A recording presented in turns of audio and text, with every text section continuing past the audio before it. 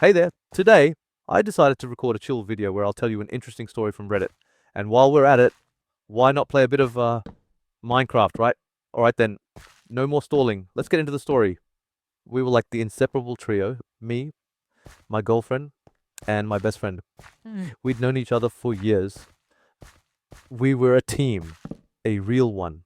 The kind that sticks together through thick and thin. I'd known him even longer than her. He was my brother by choice. And her, well, she'd been with me for a while now.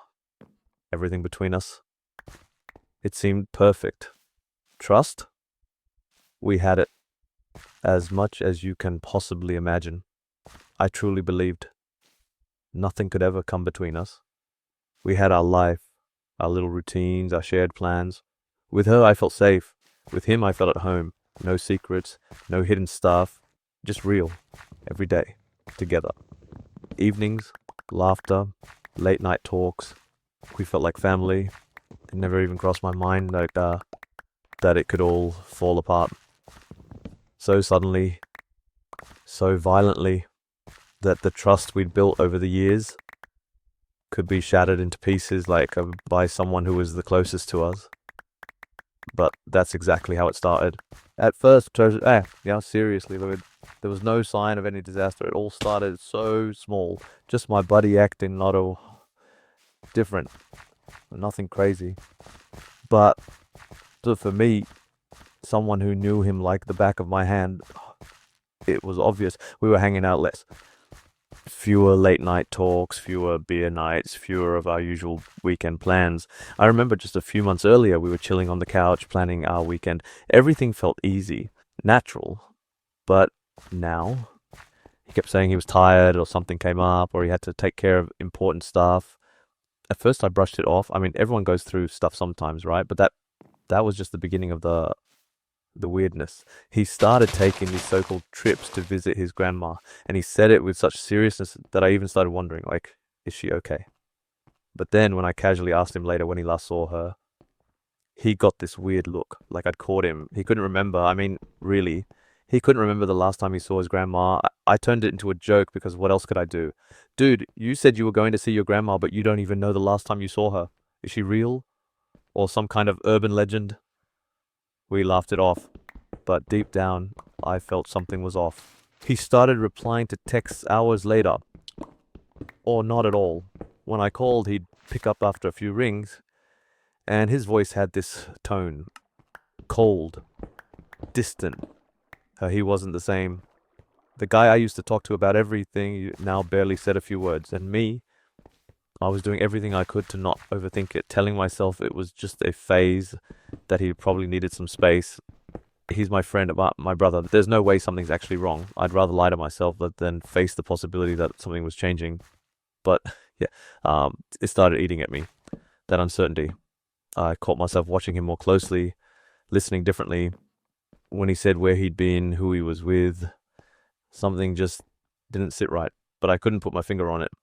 There were moments I look back on now with this bitter smile because back then they were just weird. Like the time he said he was going to a concert, then came back totally exhausted and claimed he'd just been chilling with some guys. No one we knew was there. No one got invited. Or when he bragged about some new girl, then said she was just someone he met downtown. Lies so clumsy they were almost funny. But me, I didn't want to see it. I kept pushing it down, telling myself, come on, man, cut him some slack. It's probably just a rough patch. He's your brother, your ride or die. But being a friend and being trustworthy, those are two different things. And trust, that was what was starting to crack. It all began with the little stuff. Vague answers, half-truths, growing distance. And I still didn't suspect anything. I just wanted to believe things would go back to normal, that this would pass. But life had other plans. You know what the worst part of betrayal is? It never comes from people you expect it from. It's not your enemies. It's not some random strangers. It's them, the ones closest to you, the ones you give everything to. And that's what makes it hurt so damn much. Okay. So, how did I find out? Honestly, by accident. Like it always happens. The truth doesn't kick down the door screaming. It sneaks in quiet through a half-open window. One evening, I was just lying on the couch. Nothing special.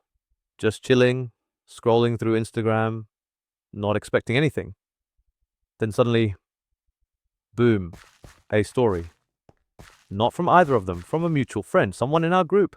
She posted a quick video from a party, just a few seconds, music, laughter, people in the background, a little chaos, and then I saw them, her, him, together, sitting way too close. Not just a casual chat over a beer, no.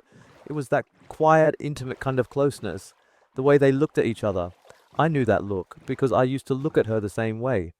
I paused the story, watched it again, then again and again. I rewound it, zoomed in. Laughter, a gentle touch, and suddenly everything in me just froze, like someone hit pause on my entire life. At first I laughed seriously, a nervous, dumb laugh, like, okay, yeah, sure, probably nothing. Just a coincidence, maybe they were sharing a burger or something. But deep down, I knew it wasn't a burger run, it wasn't nothing, it was something worse, something that required secrecy. Silence. A kind of tenderness that shouldn't have been there. My head was spinning, my heart was pounding, my hands started shaking, and then all those little things came flooding back. The grandma trips, the weird disappearances, his I'm busy, her I'll be back late. It all started fitting together, like puzzle pieces snapping into place, and I just sat there, staring at my phone like it was a bomb that had already gone off. There was irony, that fake mechanical laughter, just to stop myself from crying. But the tears came anyway. Later, after the shock faded and I was alone.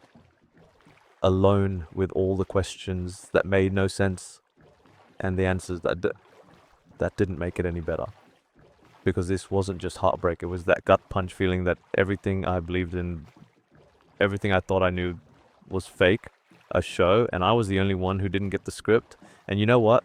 That moment, that click in your brain, it sticks with you. It's like someone just ripped out a piece of your heart in one clean move. After that story, I couldn't sleep for hours. I just lay there, staring at the ceiling with one question stuck in my head. Seriously? I couldn't decide if I actually wanted an answer, or if it'd be easier to pretend the whole thing was just some messed up dream. But eventually I was like, alright, time to talk. Both of them. No drama, just look them in the eyes. I started with him. Texted, hey, can we talk? He replied hours later. Yo, what's up? What's up? Are you kidding me? We met up. He didn't even look me in the eye. You could tell. The dude was tense like a toaster cable. Sat across from me, nervously scrolling through his phone like he was waiting for a rescue text from NASA. And then I hit him with it. Straight up, I know everything. I saw you too. Silence. He froze, like he just logged out of reality. Then he sighed and muttered, it was just once. Ah, classic. Just once. Like that's supposed to make it better. Like betrayal hurts less if you only stab someone in the back one time. Then he added, it wasn't what you think. Oh, I love that line. One of my favorites. It wasn't what you think. Yeah, sure, I must have imagined that story. Must have photoshopped you two into it. All cuddled up like some soft-focused Netflix romance. Then he mumbled something about things getting complicated and how it wasn't supposed to happen. Right, because cheating is just something that happens, like losing your keys or spilling ketchup on your shirt, an accident, unlucky you. Then it was her turn. I reached out, asked if we could talk. She replied, we have to. So we met. She started crying before I even said a word, like she was trying to flood me with emotions before I could ask anything, and I swear, it got so dramatic I felt like an extra in some low-budget soap opera. Seriously. All that was missing was rain and a sad indie song in the background. Tears. It wasn't supposed to be like this.